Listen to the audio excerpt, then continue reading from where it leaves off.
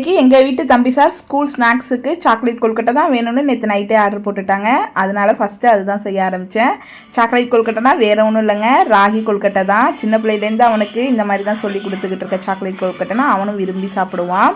சின்ன பிள்ளையா இருக்கிறப்பலேருந்தே இதை வந்து காலையிலே செஞ்சு வச்சுருவேன். அவன் சாயந்தரம் வரைக்குமே அதை வந்து எடுத்து சாப்பிட்டுக்கிட்டு இருப்பான். அந்தளவுக்கு அவனுக்கு பிடிக்கும். நம்ம வீட்டு பசங்களுக்கு ஹெல்த்தியாக ஒரு ஃபுட்டு கொடுக்குறோம், அவங்களுக்கு பிடிக்கல அப்படின்னா அவங்களுக்கு பிடிச்ச பேரை யூஸ் பண்ணி கொடுத்தோம் அப்படின்னா அவங்க அதை நல்லாவே விரும்பி சாப்பிடுவாங்க. ட்ரை பண்ணி பாருங்க. ராகி மாவு வீட்டிலேயே ராகியை முளைக்கட்டி தான் ரெடி பண்ணி வச்சுருக்கேன். அதனால் ரொம்ப ஹெல்த்தியும் கூட. ராகி எந்த அளவுக்கு நல்லது அப்படின்னு சொல்லிட்டு உங்கள் எல்லாருக்குமே தெரியும். அது முளைக்கட்டின ராகியில் நிறைய ஊட்டச்சத்து இருக்குது.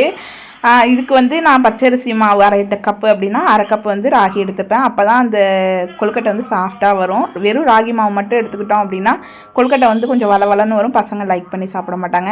பச்சரிசி மாவு, ராகி மாவு, வெல்லம், தேங்காய் எல்லாமே 1/2 கப் அளவு தான் எடுத்து செஞ்சோம்னா நல்லா சாஃப்டாக வரும். காலை சாப்பாட்டுக்கு பூரியும் உருளைக்கிழங்கு மசாலா தான் செஞ்சுருந்தேன். நான் எப்படி வந்து உருளைக்கிழங்கு மசாலா செய்வேன் அப்படின்னா, கொஞ்சமாக எண்ணெய் ஊற்றி கடுகு சோம்பு போட்டு தாளித்து வெங்காயத்தை நல்லா நீட்டமாக வந்து நல்லா கட் பண்ணி வதக்கிக்கணும்.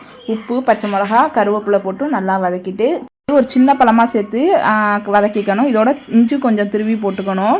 இதெல்லாம் போட்டு நல்லா வதக்குனதுக்கப்புறம் ஒரு 3/4% வதங்கினதுனா போதும். நம்ம குருமாக்கெலாம் வதக்குற மாதிரி நல்லா மைய வதக்கணும்னு அவசியம் இல்லை. அதுக்கப்புறம் உருளைக்கிழங்கு வந்து வேக வச்சுருக்கேன். அதையும் போட்டு நல்லா வதக்கிடணும். மஞ்சத்தூள் போட்டு வதக்கிட்டு அதுக்கப்புறம் வந்து ஒரு 1/2 டம்ளர் இல்லைனா 1 டம்ளர் தண்ணி ஊற்றி அந்த உருளைக்கிழங்கு வந்து ஒரு 5 நிமிஷம் வேக வைக்கணும். வேக வச்சதுக்கப்புறம் கடையில் கிடைக்கிற அதே டேஸ்ட் வந்து பூரி மசாலில் வரணும் அப்படின்னா நம்ம முக்கியமாக சேர்க்க வேண்டியது கடல மாவு வந்து நல்லா தண்ணியில் கரைச்சி ஊற்றணும். சில பேர் இதுக்கு பொட்டுக்கடல மாவும் சேர்ப்பாங்க.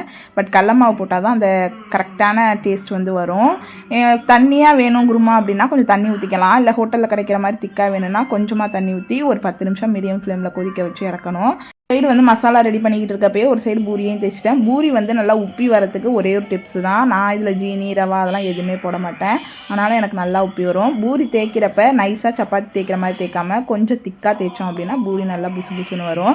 ரேஷன் கோதுமையில் அரைச்ச மாவு தான் நம்ம கடையில் வாங்கி சாப்பிட்ற பூரியை விட நல்லா சாஃப்டாக புசு புசுன்னு இருந்துச்சு. அப்புறம் தம்பிக்கு சாப்பாடு ஊட்டி விட்டுட்டு ஸ்நாக்ஸும் எடுத்து வச்சு ஸ்கூலுக்கு அனுப்பியாச்சு. இதுதான் என்னோட காலை சாப்பாடு. எனக்கு பூரிக்கு வெங்காயம் வச்சு சாப்பிட ரொம்ப பிடிக்கும். ஹஸ்பண்ட்க்கு வந்து இன்றைக்கி லஞ்சுக்கு வந்து சவுச்சவ் இருந்துச்சு. அது பாசிப்பருப்பு போட்டு தேங்காய் அரைச்சி ஊற்றி கூட்டு மாதிரி செஞ்சுட்டேன் சிம்பிளாக.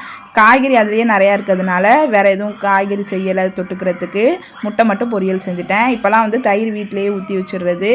இன்றைக்கி லஞ்ச் வந்து ரொம்ப சிம்பிளாக தான் செஞ்சுருக்கேன். சேம் டைம் ரொம்ப ஹெல்தி.